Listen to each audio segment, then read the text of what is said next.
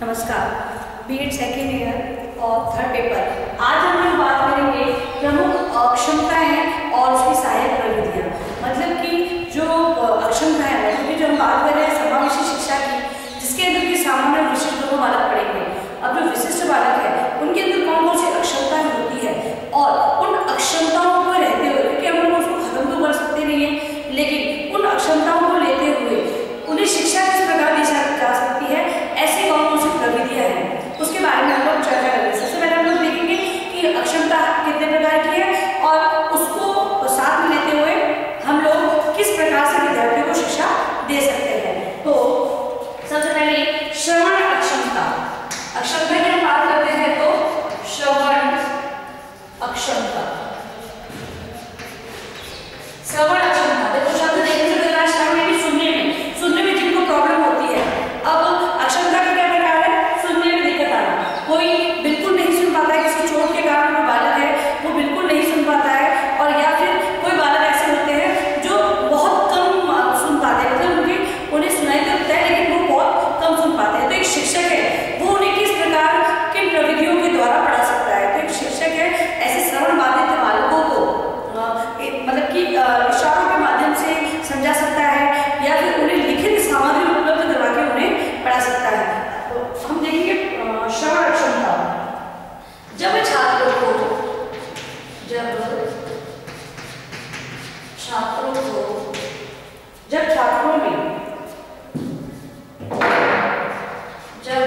छात्रों में श्रवण संबंधी अक्षमता, श्रवण संबंधी अक्षमता, जब छात्रों में श्रवण संबंधी अक्षमता पाई जाती है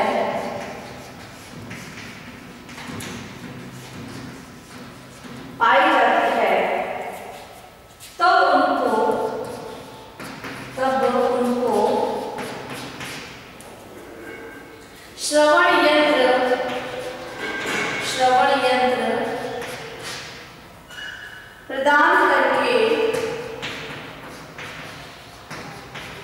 श्रवण यंत्र प्रदान करके अक्षमता को दूर किया जा सकता है।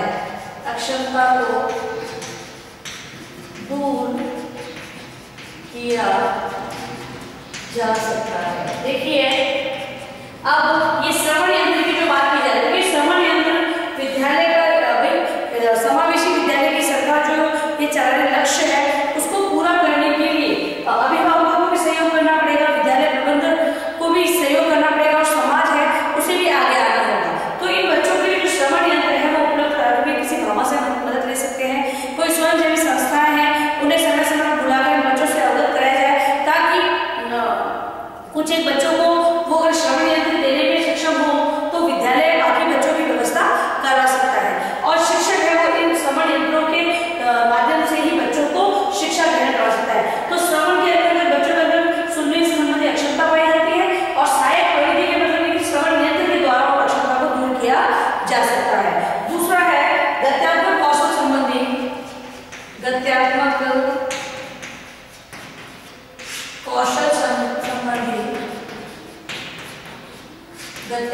कौशल संबंधी अक्षमता।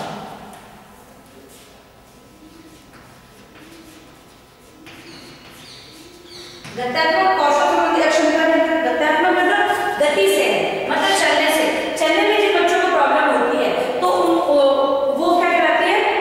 गत्यात्मक अक्षमता कहलाती है। आप प्रविधि की सहायक प्रविधि की बात करें तो जो बच्चे चलने फिरने में दिक्कत है उनके लिए व्हील चेयर है और ऐसी सुविधा उपलब्ध कराकर जो रेलिंग वगैरह लगवा दी जाए, जो क्योंकि बच्चे हैं वो चल नहीं पाते हैं तो इस कारण वो कतराते हैं पढ़ाई से कि हमारे लिए बैठने की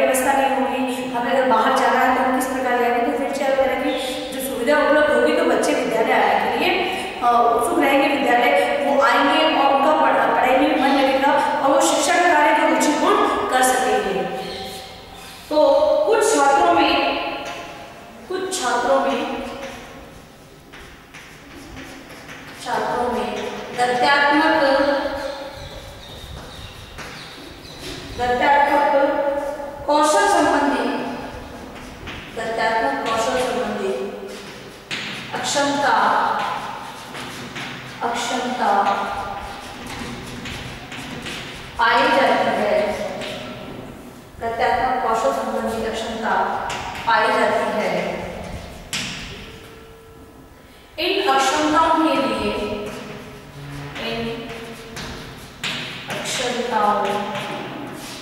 इन अक्षमताओं के लिए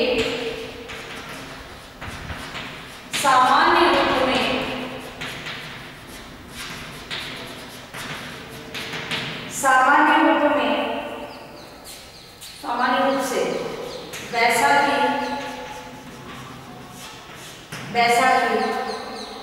व्हीलचेयर,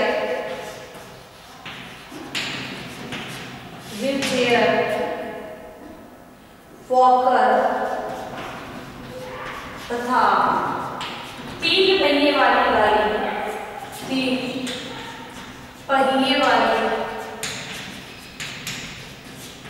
तीन पहिए वाली स्कूटर का प्रयोग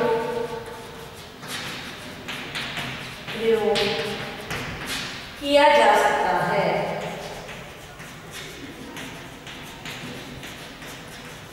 देखिए दूसरी अक्षमता है गति से, यानी पैरों में जो प्रॉब्लम होती है उनके लिए वो अक्षमता होती है, और उस अक्षमता को किस प्रविधि द्वारा दूर किया जा सकता है, तो बैसाखी सहायक प्रविधियां क्या यूज की जा सकती है, तो बैसाखी के माध्यम से बच्चा चलकर विद्यालय आ सकता है।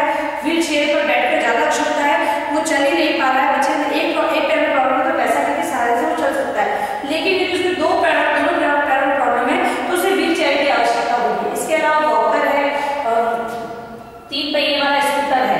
अब अगर हम ये कहें कि इन बालकों की शिक्षा के लिए यदि इन यंत्रों का प्रयोग करते हुए, इन संसाधनों का उपयोग करते हुए हम लोग इनकी अक्षमता को दूर करने का प्रयास कर सकते हैं, हम उन्हें खत्म नहीं कर सकते लेकिन कुछ हद तक उन्हें हम दूर कर सकते हैं।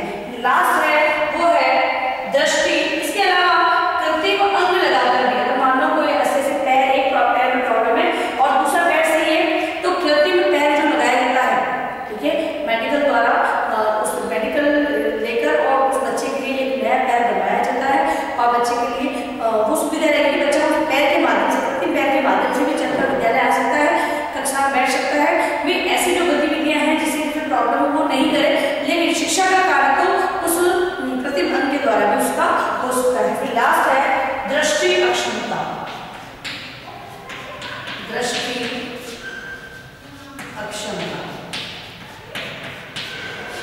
अक्षमता देखने में जिन्हें प्रॉब्लम होती है।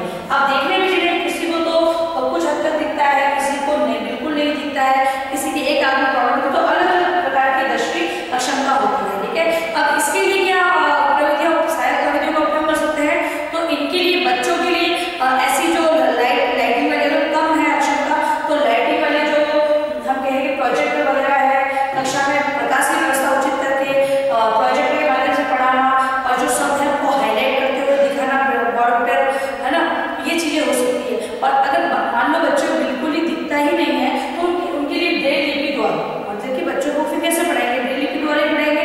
और इसके अलावा टैप रिकॉर्डर में बातों को रिकॉर्ड करने में जो शिक्षण कार्य है उसे रिकॉर्ड कर दिया जाए, क्योंकि बच्चे एक बार बच्चों को समझ में नहीं आ रहा तो दोबारा कैसे सुने, तो दोबारा सुनने के लिए उन चीजों को टैप में रिकॉर्ड कर दिया जाए और बच्चे उनकी सहायता से पढ़ सकते हैं। तो ये दृष्टि अक्षमता। इसके अंतर्गत कुछ छात्रों को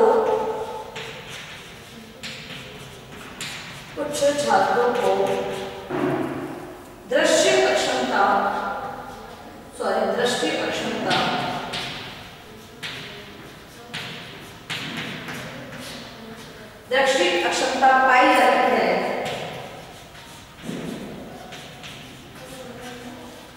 परिणाम स्वरूप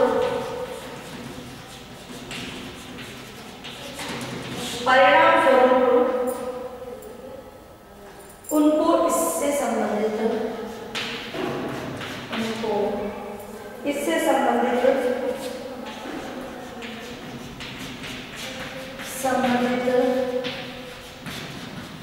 यंत्र प्रदान करके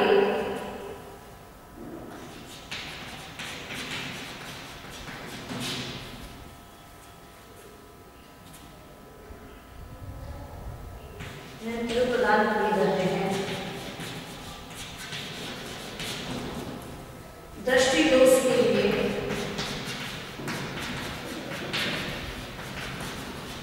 चश्मा बनवा दिया जाता है। चश्मा बनाया जाता है।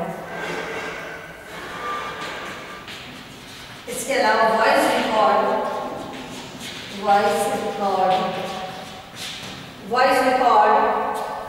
टैप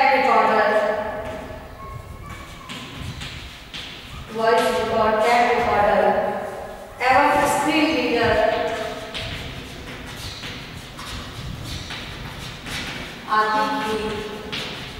आदि की सहायता से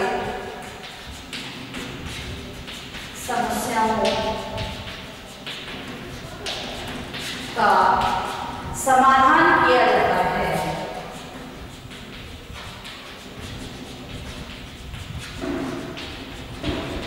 ठीक है, तो अभी 3 प्रकार की अक्षमता है और इसकी सहायक प्रविधियां भी मैंने आपको बताई। ठीक है, ये प्रश्न आपके लघुतात्मक प्रश्न के रूप में बन सकता है, जो कि हम लोगों ने अभी देखा। अब हम देखेंगे अनुकूलन, जो हमारा तीसरा टॉपिक है इसी के अंतर्गत। ठीक है, उसको देखेंगे हम। शून्य और शून्य पढ़ी हमने, बादल देखेंगे, बादल में शून्य पहले पढ़ेंगे। अब उसी का तीसरा टॉपिक हमारा है अनुकूलन। अनुकूलन देखेंगे हम लोग। नेक्स्ट टॉपिक हमारा है अनुकूलन।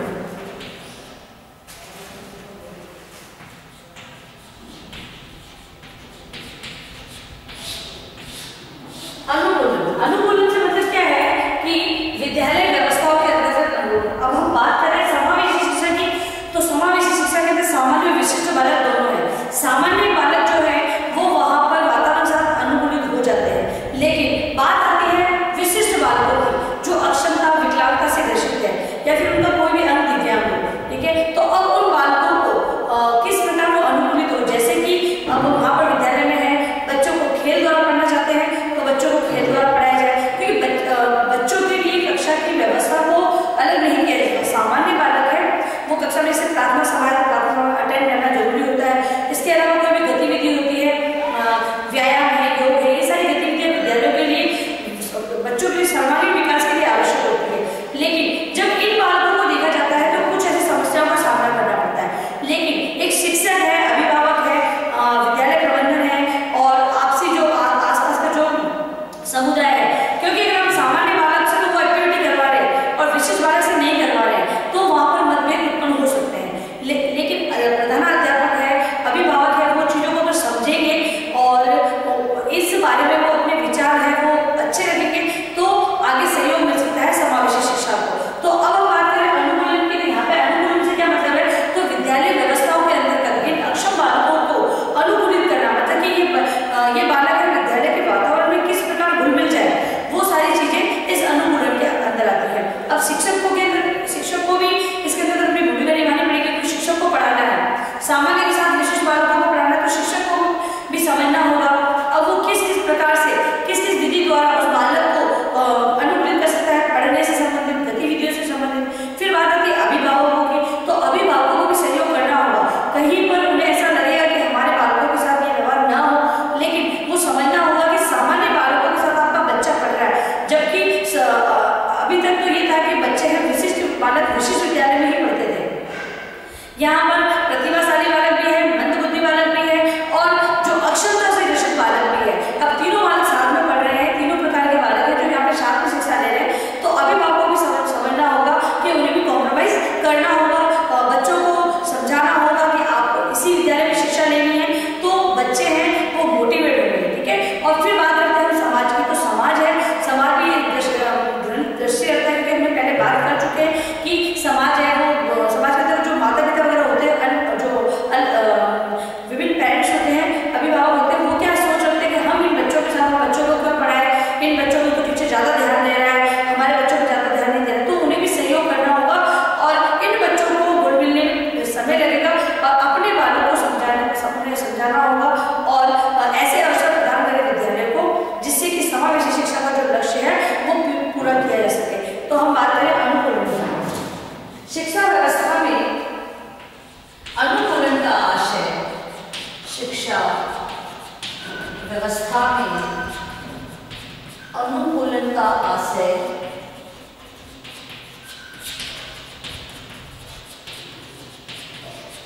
शिक्षा व्यवस्था में अनुकूलन का आशय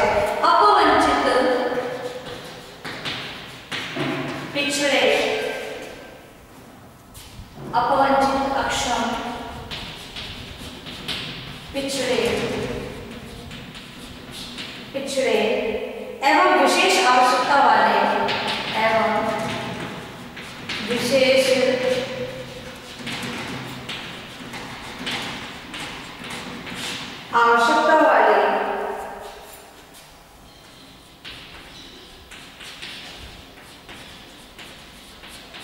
बालकों के लिए,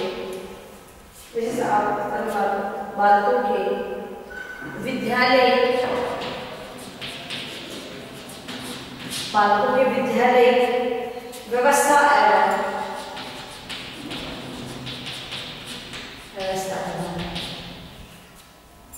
शिक्षण अधिगम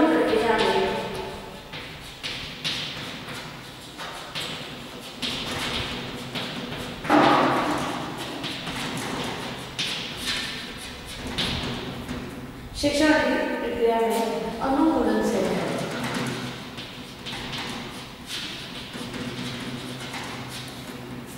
ठीक है, जैसे पहले होगा। ठीक है, तो अगर अनुकूलन की बात आती है तो 2 लाइनों में आप लोग स्पष्ट कर सकते हैं कि इन बालकों की विद्यालय व्यवस्था और शिक्षण अधिगम प्रक्रिया में अनुकूलन से है। ठीक है, क्योंकि ये बालक है, अब किसी भी प्रकार से अक्षमता तो है और उसको थोड़ा दूर करते हुए या फिर उसके लिए वो किन्हीं भी यंत्रों का उपयोग करते हुए विद्यालय तो आ रहा है। अब विद्यालय में उन्हें अनुकूलन करना पड़ेगा, किसमें? विद्यालय व्यवस्था में, बैठने उठने की जो मैंने बताया कि जो भी गतिविधियां होती है उसके अंतर्गत, और शिक्षण अधिगम प्रक्रिया में, सीखने सिखाने की प्रक्रिया में कुछ तो शिक्षकों को समझाना होगा और कुछ विद्यार्थियों को समझना होगा, तभी ही कार्य पूरा हो पाएगा।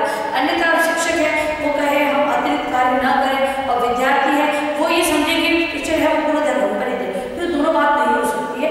इसीलिए अध्यापक को भी समझना होगा, शिक्षक को और विद्यार्थी को भी समझना होगा। अब हम देखेंगे कि अनुकूलन प्रक्रिया में संपर्क करने के लिए विद्यालय व्यवस्था क्या क्या हो सकती है। विद्यालय व्यवस्था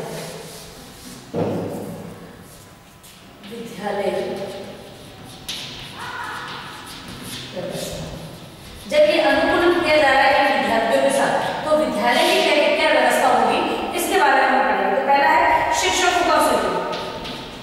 शिक्षकों का सहयोग, देखिए बात है, शिक्षक अगर सहयोग नहीं देंगे, शिक्षक कह रहे कि हम लोग अतिरिक्त कार्य नहीं करेंगे, शिक्षकों को, सामान्य शिक्षकों को, जो विशिष्ट शिक्षक है, जो समावेशी विद्यार्थियों को पढ़ाने आए हैं, स्पेशल बीएड के टीचर्स होते हैं, उनके साथ में तालमेल मिलाना होगा, उनसे सहायता लेनी होगी कि हम इन बच्चों को किस प्रकार पढ़ाएं, क्योंकि वो तो सामान्य बीएड के हुए हैं, उन्हें प्रशिक्षण दिया गया है, वो सामान्य बालकों को पढ़ाने का दिया गया है। और इसके अतिरिक्त यहाँ पर विशिष्ट बालक पढ़ेंगे, तो विशिष्ट बालकों को पढ़ाने के लिए विशिष्ट बीएड करवाई जाती है, तो विशिष्ट बीएड के अध्यापकों की सहायता लेनी पड़ेगी सामान्य शिक्षकों को, तभी वो इन बालकों को किस प्रकार पढ़ाना है और जो हम पढ़ा रहे हैं बालक के व्यवहार में किस प्रकार वो आएगा, ये सारी समझ विकसित हो सके। तो शिक्षकों की का सहयोग लेना होगा। फिर दूसरा है योजना निर्माण।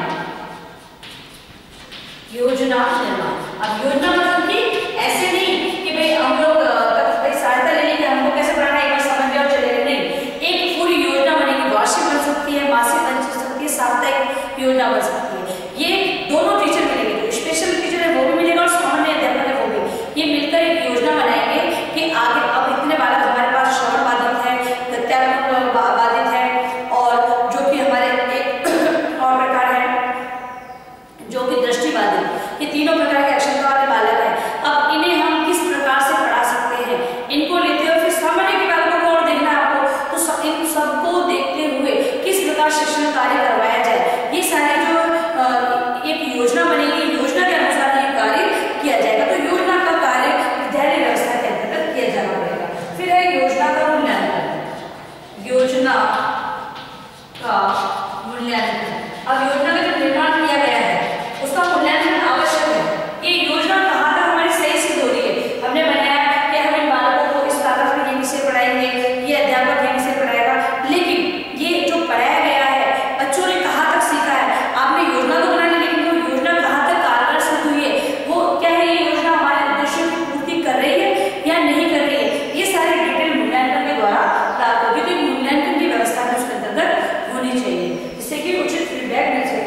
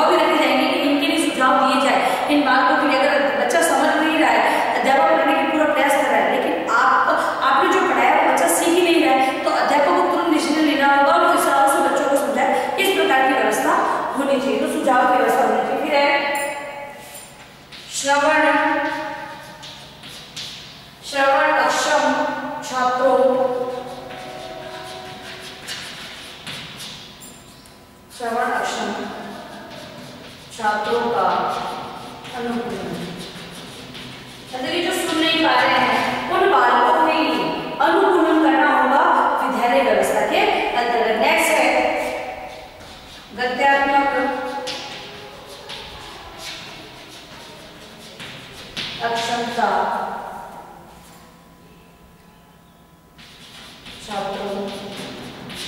अक्षम छात्रों का अनुकूलन। देखिए जो चल नहीं पा रहे हैं उनके लिए वैसा की जो उपयोग हमने बताया है, कृत्रिम पैर लगाने की बात की गई है, तो वो सारे अनुकूलन में ये सब चीजें की तो गई है उनके लिए, लेकिन वो बच्चे उनकी सहायता से शिक्षा ग्रहण कर पा रहे हैं नहीं कर पा रहे हैं, ये सारी चीजें भी देखनी होगी। अनुकूलन हो रहा है तो कितना अनुकूलित हो रहे हैं बच्चे भी चेयर पे बैठे लेकिन वो अनकंफर्ट है, उन्हें किस प्रकार की व्यवस्था चाहिए, वो सारी चीजें भी देखनी होगी कि वो अनुकूलित हो रहे हैं या नहीं हो रहे हैं। नेक्स्ट है अस्थि अक्षम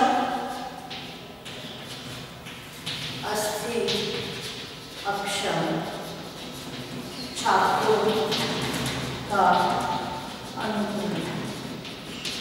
अस्थि मतलब कि जो हड्डियों में किसी की प्रॉब्लम होती है, जैसे बोन वगैरह है, वो फ्रैक्चर वगैरह होता है या फिर लॉन्ग टाइम रेस्ट की कहा गया होता है, तो इस प्रकार के जो बालक होते हैं उन्हें भी अनुकूलित होने में समय लगता है। तो इसके उनके अनुकूलन की व्यवस्था भी विद्यालय को करनी होगी कि उन्हें अनुकूलित किस प्रकार किया जाए। नेक्स्ट है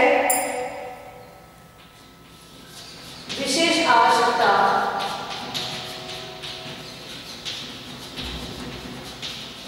वाले छात्रों का अनुकूलन। विशेष आवश्यकता वाले बालकों को मतलब जो स्पेशल है बच्चे हैं, ठीक है। अब अक्षमता वाली बात तो हमने विशेष प्रतिभाशाली भी हो सकते हैं बालक और कोई मंदबुद्धि भी हो सकती है, तो अलग अलग प्रकार की विशेषता बालकों के अंतर्गत होती है, तो उनके पर भी ध्यान देना होगा क्योंकि हम बाकी बालकों के साथ उनको नहीं नकार सकते हैं, उन्हें भी साथ में लेकर चलना है, तो उनकी व्यवस्था में उन्हें भी अनुकूलित किस प्रकार किया जाए, विद्यालय के अंदर वो सारी सुविधाएं होनी चाहिए।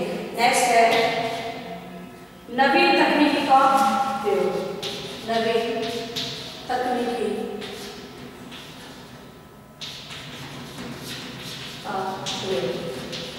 शिक्षक है वो विभिन्न नवीन तकनीकों के माध्यम से विद्यार्थियों को पढ़ाए, शिक्षण का कार्य है वो नवीन तकनीकों से करेगा तो बच्चे को सही तरीके से समझ पाएंगे, इसलिए नवीन तकनीकों का प्रयोग विद्यालय व्यवस्था में किया जाता है। फिर है मनोवैज्ञानिक सिद्धांतों का प्रयोग।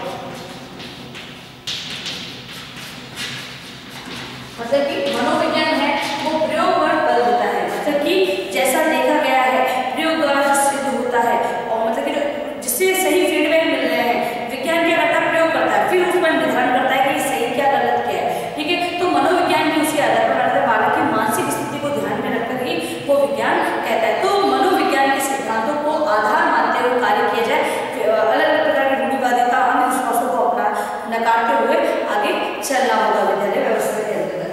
नेक्स्ट है पाठ योजना द्वारा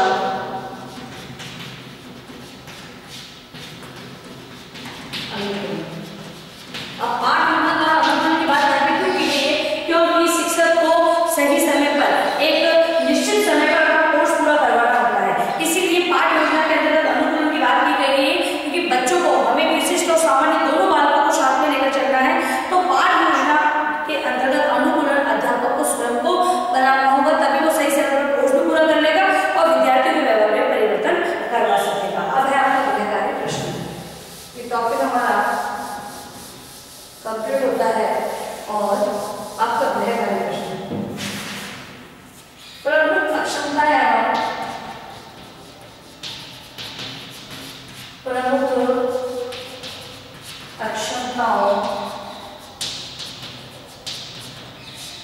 प्रमुख अक्षमताओं को बताते हुए इनकी सहायक प्रविधियों का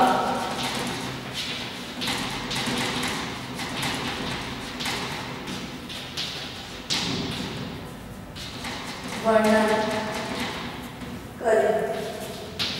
गृह कार्य के लिए आपको जो फर्स्ट टॉपिक हम लोगों ने किया है उसी का उत्तर लिखकर अपने उत्तर पुस्तिका में लिखकर लाना है, और अंत में आप लोगों से निवेदन है कि इस महामारी के दौर में